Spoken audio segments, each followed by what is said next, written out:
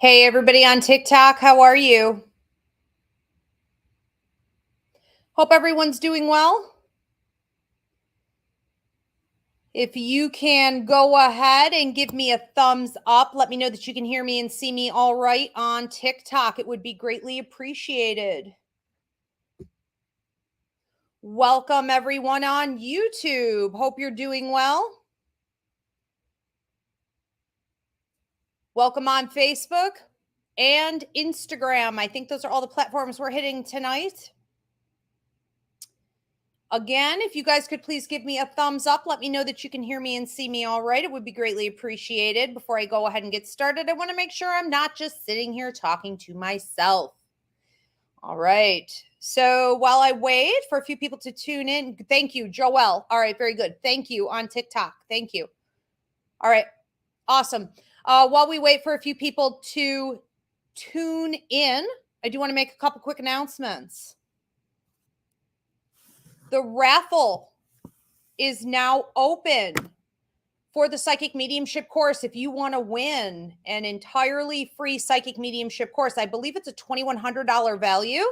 You can get your raffle tickets now up on the website. That's in the description box above or below, depending on where you're tuning in. This raffle is now running for the January 2023 term. And class starts, I believe it's January 23rd. So the drawing is going to be January 22nd. I believe you could double check up on the website for my accuracy on that. But that is for the winter semester. So go ahead and get your tickets now. If you want to register for the Psychic Mediumship course, always limited seating naturally, you can go ahead and get yourself registered now. And we have broken things up. Due to the recession, I'm allowing for weekly payments. I know that some of you were really struggling to make those like monthly payments. So we are breaking it up in some different ways to adapt to our changing circumstances here. So check it out. If you're not sure if you want to register for the Psychic Mediumship course yet, but you've been interested in following a bit, you may want to get on the early bird waitlist for that. I'll keep you updated on anything new that's coming up with it. The early bird waitlist, you're going to go to revivrivera@yahoo.com. On that note, my symbology book, I'm in the process of writing and hoping to publish in the winter. Those of you who follow me know I'm all about the symbology, physical symbology. What is your body telling you? Dream analysis, numerology, astrology, all kinds of things, colors, animals, totems. What does it mean? So if you are interested in the symbology book, you're also going to get on the early bird waitlist for that at revivrivera@yahoo.com. That book is going to cover not only the 4 hours of symbology training I give to my psychic mediumship students, but much more. We also have coming up walk-in night, our monthly virtual, meaning 100% online from the comfort of your own home, psychic fair, showcasing students and graduates of the Ivy League Psychic Academy. We're offering tarot, Reiki, we have the psychic mediumship, pet readings, past life readings, life contracts, all kinds of things. For $15, you get 2 readings, 2 healings, a reading and a healing. You can mix or match. Get your tickets now. Walk-in night this month, tickets are on sale, is Friday, October 28th from 8 to 10 p.m. Eastern. Again, go to the website above or below, depending on where you're tuning in. I am touring, launching my tour for the rest of the states, and then I'll be going into New Zealand after that. So I launch the last week of November. So I'm going to be in Florida and then Georgia for the last week of November, the first week of December. If you want to book me for a gig, you can go onto the website and contact my assistant for that, and we'll get you all set up while I'm in your state. Also, I'm currently running a 20% off sale, 20% off until Halloween, all classes, booking of parties, booking of readings, and you could purchase something now and then save it for later and use it throughout the year. I'm also running 20% off sale for the haunted sleepover experience here at the 1882 Victorian Funeral Home. You could stay with up to 25 of your friends for the night, 20% off until Halloween. check it out. And then I run that always. So that's the type of event you could do at any time throughout the year. I just opened as an Airbnb. We launched yesterday. Check it out. Double-decker bus tours are coming through here from Buffalo in the Niagara area. Double-decker bus tours. You hit some wineries. You hit my place here. I do a gallery show. You get access to all 4 floors. The spiritual shop. That's October 23rd, 24th, the 30th. Great Cliff, Frank Lloyd Wright. If you're into architecture, if you're into history, if you're into historical tours, you're going to love this. The Great Cliff tour. I go behind a historical docent and I give the supernatural part of the tour. Saturday, October 22nd, there are 2 different tours running, 5:30 p.m., 7:30 p.m. All right. And did I mention Harvest Moon? I did not. That's I think my next gig. So Harvest Moon Festival, Friday, the 21st in Fredonia Cemetery. Here in Fredonia, New York, I'm giving a paranormal cemetery tour at 10:30 at night after the historical tours run. And on Saturday, the 22nd, I am going to be in the heart of town at the Barker Commons, giving readings and doing a gallery show. So check it out. For those of you who have been having trouble booking with me, I have extended my hours and my days. So there is a self-booking system. You can go onto the website and check that out for the extensions. I'm trying to be more aware of international, time frames as well. All right, I want to get right into this. Very good. Looks like we're good. I'm still functioning. All right. So welcome, everyone. I'm Ivy Rivera. I'm a psychic medium, a Taino Airwalk, and tonight's free mini class is how the universe rewards joy and play. I am going to be taking your questions and comments at the end, so go ahead and start posting them now. Comments always. Interaction helps this channel out. Please, everybody, take a second to give this video a thumbs up wherever you are and subscribe. Donations are appreciated. If you're on YouTube and you want to become a member, hit the join button to see the 3 different tiers of additional options. How the universe rewards joy and play. I think it's incredible that Spirit always gives me a title of a class, and I think, what on earth is this about? Why am I talking about this? And then it gets put into the calendar, into the schedule. And as soon as it comes up, it fits perfectly with where we are as a people, as a society, different, places in our lives. We are synchronistically lined up with this information, and Spirit's done it again, because at the time of this booking, I did not understand, but right now we are going through a recession. We have the war with Ukraine and a million other things happening. Recovering from the C word the last few years, so many things. And I think that the idea of play and joy and inner peace is such a lifesaver at this time, and something we need to be incorporating into our lives more and more seriously. And I see it less and less with a lot of my clients and friends, and even with myself. It's getting harder and harder through stressful life circumstances to hold on to joy, to hold on to play, to hold on to that inner peace. So we're going to talk about why it's important, how to better do it, and why you may be struggling to do so. So I think before we get into how we're rewarded when we do it, we should talk about why we have stopped doing it, or why some of us never really learn to play. I would say that a lot of people don't have a playful spirit about them due to childhood trauma.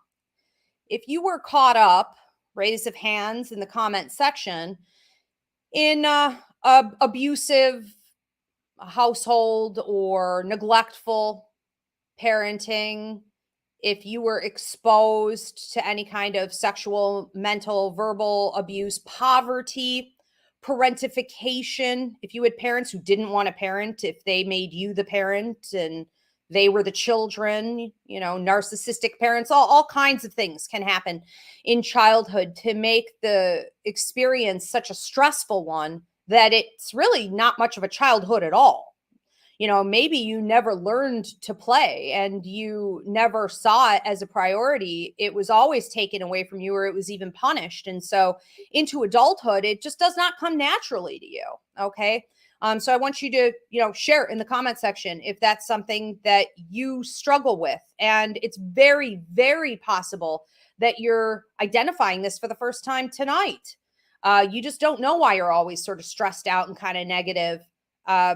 It's so ingrained in some of us that play does not even cross our minds as an option.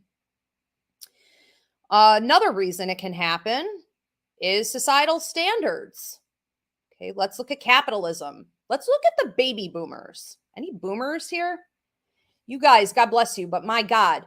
And the way the boomers have raised the generations under them, work yourself to the bone, work yourself to the grave, work until you're full of tumors and cancer and you have nothing to show for it. You have no retirement and you still have to pay for all this healthcare and you just end up empty-handed. Younger generations are learning this is not a way to live. This is not living at all. This is literally just working yourself into the grave for the machine.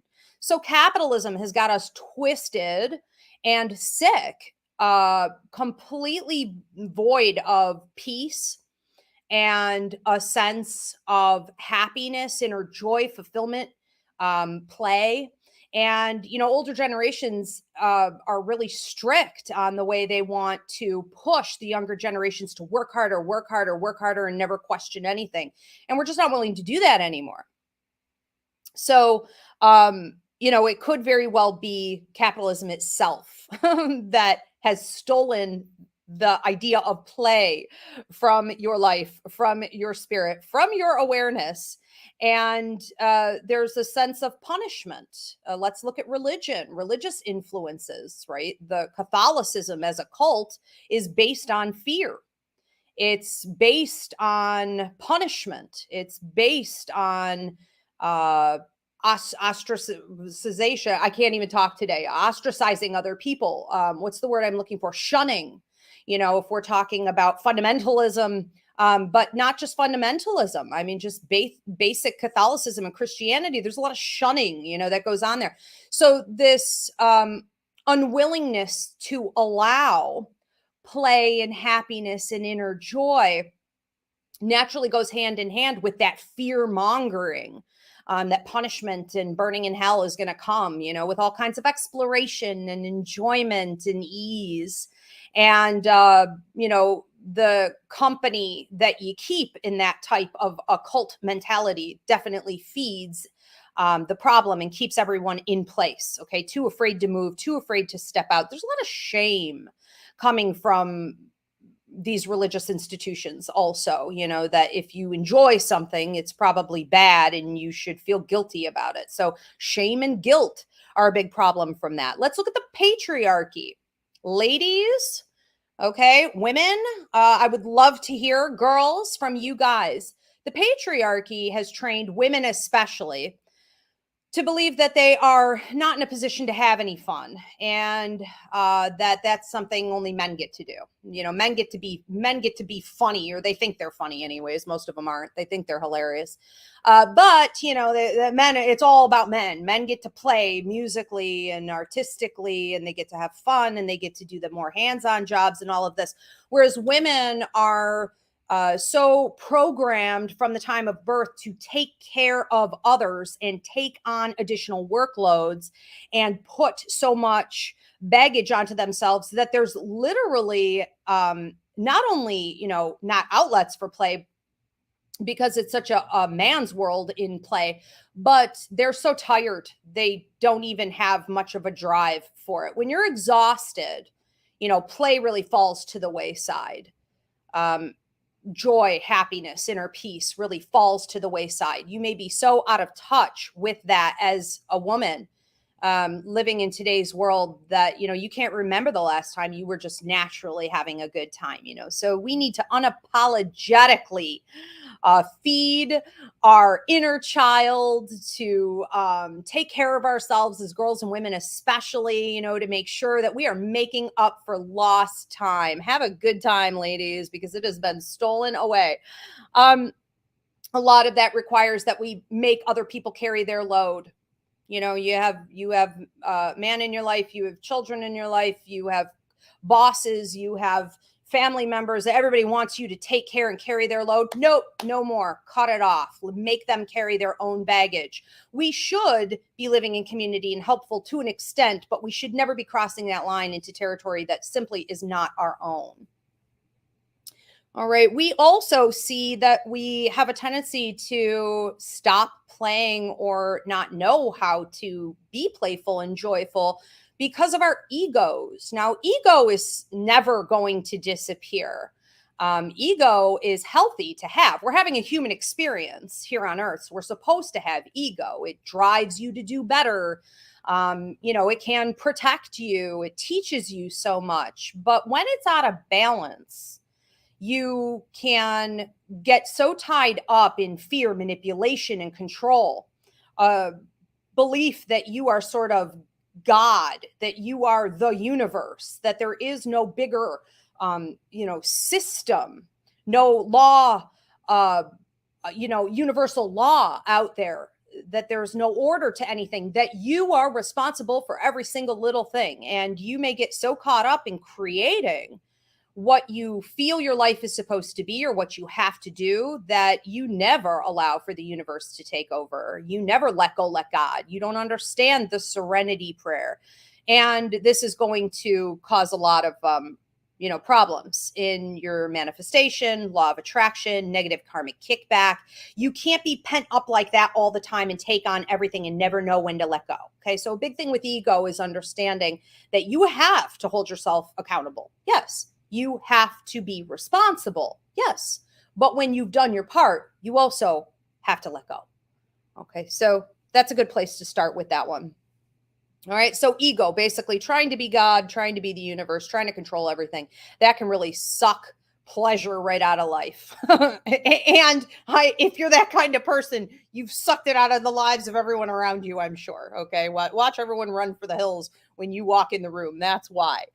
Okay, let's move on. Okay, what is play really? That's the next thing I want to talk about. And then I want to get into how we're rewarded. Again, if you guys are tuning in late, welcome. This is how the universe rewards joy and play. Please post your questions and comments. I'll be taking them at the end of this curriculum.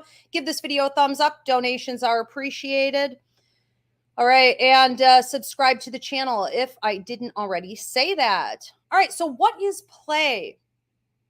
I think it's important to understand, especially for those of you that are going through an awakening, a lot of spiritual development. You realize that you're a very intuitive person. Your growth rate may be a lot faster than the average person. And so this means that play changes. I think so many people are stagnant and stuck, and they feel guilty in a way about the fact that they no longer find fun what was once fun. They don't enjoy hanging out with the same people they used to enjoy hanging out with. They don't want to go to the bar anymore. They don't want to go to the club anymore. They don't find social gatherings enticing. Maybe, even certain sports or, different hobbies and activities you used to get involved in. It's okay to admit that what was once fun is no longer fun. It's because you're growing. Kudos. Okay. Let's celebrate that. Spiritual development, self-development, intellectual advancement. Okay. Whatever it is. Maybe social, maybe you've outgrown some of the people or the types of people that enjoy those activities. You're just beyond it. That's awesome. The universe is just waiting to give you additional rewards once you figure out what is playful for you now. I can say that for myself, I understand play as anything that I find intriguing. If I could fall down a rabbit hole, if something can hold my attention, I will thoroughly just let myself fall and just become immersed in whatever it is. One of my favorite pastimes is to meet someone new. And then because I love astrology, just fall down a rabbit hole guessing what signs they are and where the planets fall in their chart, and how we might be connected and how we're different and where they've been and where they're going. I just love that, and I love experimenting to see if I'm right. So people probably think I'm crazy just asking for their birth information, but I enjoy it. So I think that anything that can make you feel uplifted, that can make you feel alive and passionate, maybe like you're learning something, you have to experiment. Because if you're just trying to do the same old, it's not working anymore. You're going to stagnate out. You're not only going to not have fun, you may actually have a really bad time. And I always say, don't be the last one to leave the party. Don't overstay your welcome somewhere. If you are getting a heads up that it's time to move on from anything, including play, you really need to explore why that is. So experiment, take road trips, try new things, take even opportunities to go do something that you don't feel like, or you're really you're thinking, I'm not into this, but I was invited, because you never know. One thing may lead to another. And every little thing in life that's new is going to activate you in some way, in some area. So just do it to do it. Okay. Get out there. All right. Get out there. Read new books, check out new videos, watch documentaries, check out new in every way. Meet new people, for the love of God. I think this is something so many people are shut off to. I used to move around a lot from the time I was like 13, to just even now. I mean, I just moved in this place a year ago. So I just move a lot. And one of the things I've noticed is that there are certain pockets of the country where people hoard their loved ones. They hoard family. They only talk about their children. All of their friends are from middle school and elementary school and high school. They stay so stagnant in this small little world that they've created for themselves.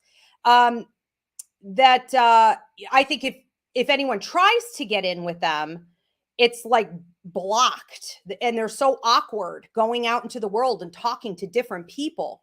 There's no expansion there if you're not meeting new people.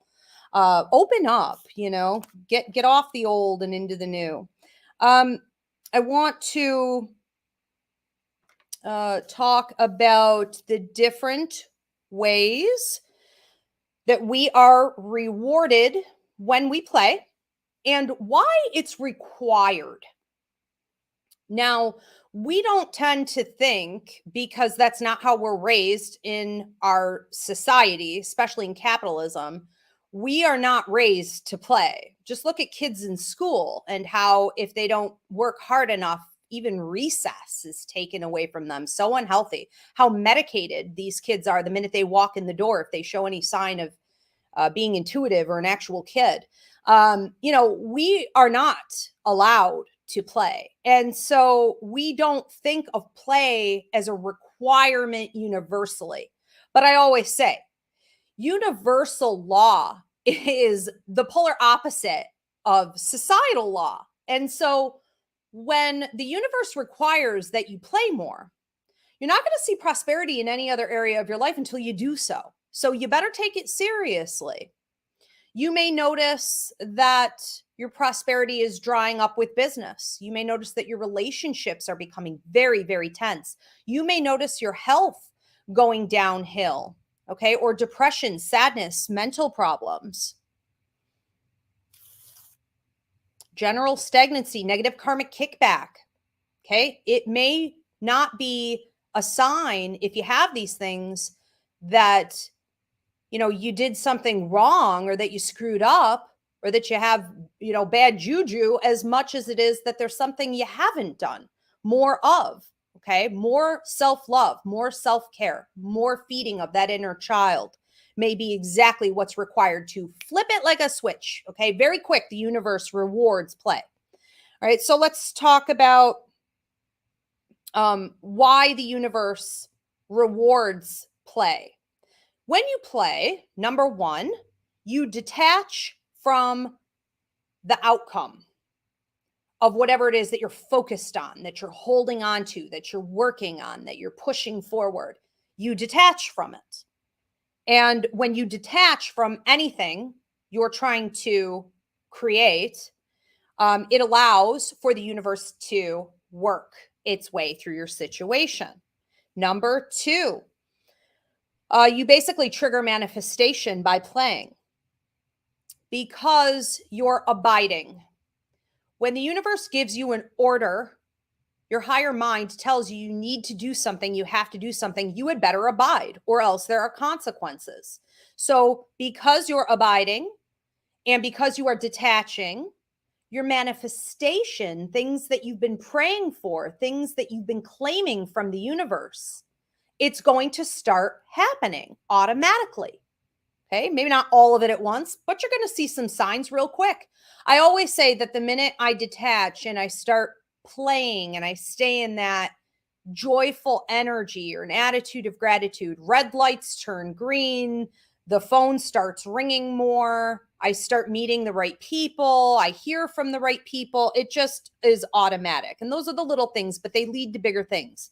You stay with it. You stay with it. It's like riding a bike.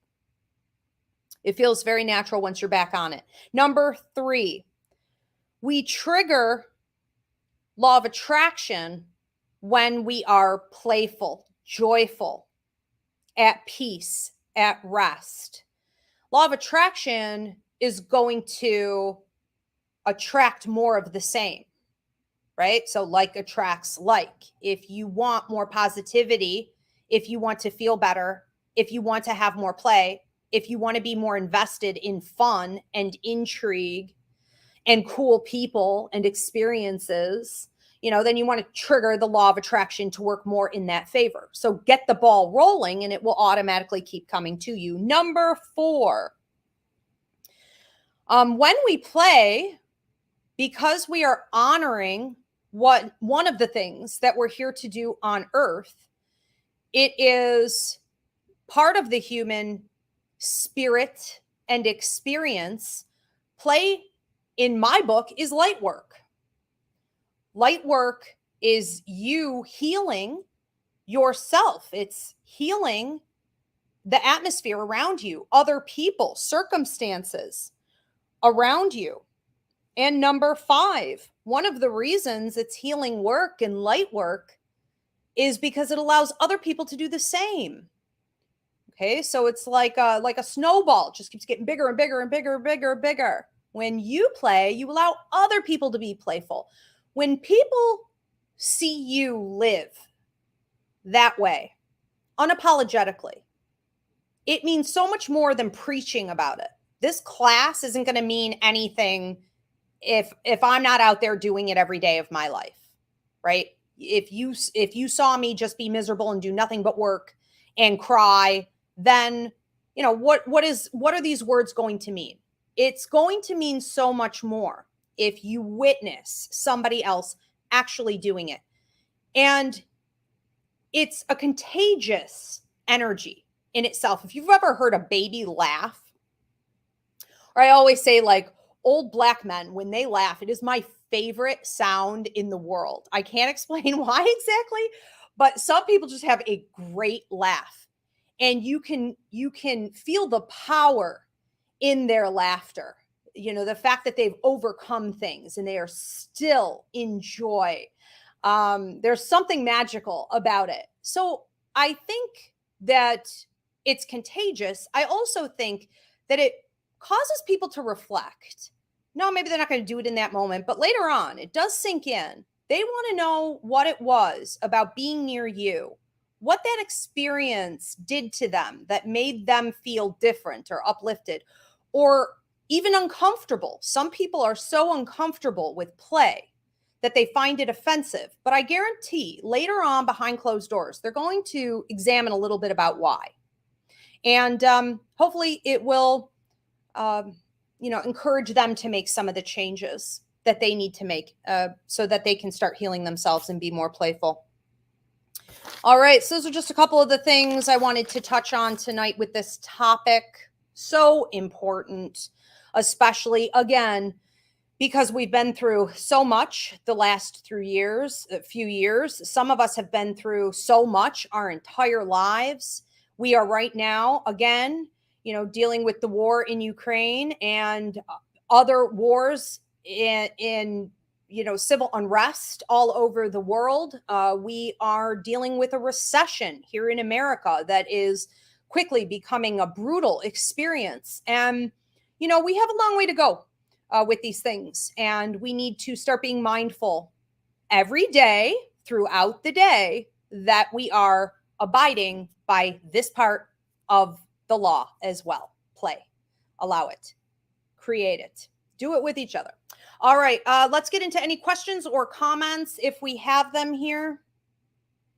We have one from a Jessica on TikTok. I feel like I have to plan downtime and fun time as if I have to earn it if time allows. So one of the ways that we've had society steal our ability to have fun is by telling us that we have to earn it. And unapologetically loving yourself and doing self-care, which is what I'm talking about today, is so far distant from what we were trained to do. Because you should be taking that time throughout the day, every single day. And we're told that if you didn't work hard enough, if you're not seeing the results in your life that you wanted to see, if anyone's demanding more of you, you should be giving more and more and more and more and more of your energy without trying to take anything back for yourself. And that is lunacy. It is ludicrous. It's what's making us sick, not just physically ill, but mental illness, emotional disturbances, and it really cuts you off from your intuition as well, which is a really dangerous thing. So make sure that you are playing and that you are not forcing yourself to earn it, by some invisible standard that you've now created because you've been programmed to do so. You've taken over the beatings on yourself for sure. Great comment. Love it. We have another one. Okay. I think we have from Mary on TikTok. From Mary on TikTok, I feel like I'm not having any fun lately. I feel like because of the world we live in, I have to work to the bone. Right. So one of the things that we can be feeling is that because of the collective energy, especially if you're empathic, because of the collective energy, we feel everyone else's drain, heaviness, depression, frustration. And it really sucks the fun out of everybody else around, So what is the Bob Marley song I'm thinking of? Liven up yourself. Like, we have to be mindful of our energy and own that. When we go out into the world, we need to radiate higher vibration. But most people aren't doing that. So that's one of the issues, is that you're picking up on the heaviness from everywhere. But the reality too of something like the recession, for example, is, I'll use the example of my own business. I survived COVID. Okay. I had to make huge adjustments to survive COVID. It's like coming out of COVID and looking out around the world, all the businesses that shut down, it was like last man standing. There's only a few of us left. And it's like, oh my God, we survived that only to go into a recession. And this beating is a whole new set of circumstances. So, with my company, I'm having to find other ways, a million other ways. And, 90% of them don't work. And so you are working double, triple, quadruple overtime to possibly get almost no return, or little, drops every now and again of return. And it is incredibly frustrating. And I think that this is, a time to remember the golden rule of what is your responsibility to do and when you're supposed to let go, let God. Again, going back to what I talked about here today, go back and listen to this again, Mary. You know, when I said you can't come from a place of ego all the time, that's fear, manipulation, and control. You can't play like you're God. You know, you have to, even when it's threatening your finances or your business or your circumstances, you know, you still have to understand that it is universal law you need to abide by. You do what you're supposed to. You do what you can. You do to the best of your ability. And after that, you have to let go, let the universe take it over from there. Okay, because that could also be part of the block to the prosperity itself. I have noticed in my own circumstance, trying. But when I get to a point where I'm confused or I'm frustrated or I'm getting irritable, I'm like, whoa, I went too far. I pull away and things start to move. We have one from Elena on TikTok. How can we transmute the energy when we get lost in that negative downward spiral? I think the most important thing to do, if you're a repetitive kind of person, if you are mercurial, if you are maybe a Virgo or you have a lot of Virgo Gemini in your chart, my God, do we overthink? If you have maybe OCD, if you have, you know, whatever, patterns in the way that you overthink things, or you have trouble pulling out of a situation, including, you know, your emotions, you're going to want to come up with tools that you can use in that moment when you identify that you're doing it. And when you are regularly identifying the problem and pulling yourself out of it, you're going to identify it faster until you get to a point. It's just habitual. It's just retraining, reprogramming yourself until you get to a point where you stop it before it even starts. Okay. So you have to create a new habit, and that habit should involve mindfulness all day, where you are paying attention to the thoughts that you're having. You're paying more attention to the feelings that you're having, and you're making sure that if they're toxic, negative, out of control, cyclical, you are taking them and replacing them with the vision of what you want, what you're trying to manifest, what you want to feel, what you want to have, how you want to think. Okay. So it's kind of like moving from fear to love. And those are really the only two energies we ever have anyways. Okay. So get rid of the fear, move into the love, but you got to have tricks. Christina Del Rey, our astrologer, Reverend Christina from Roots Revival Church, and our tarot teacher here at the Ivy League Psychic Academy. I was recently complaining to her about the recession, and she sent me a list. She's big on lists, and writing things down really does work. I mean, tremendously.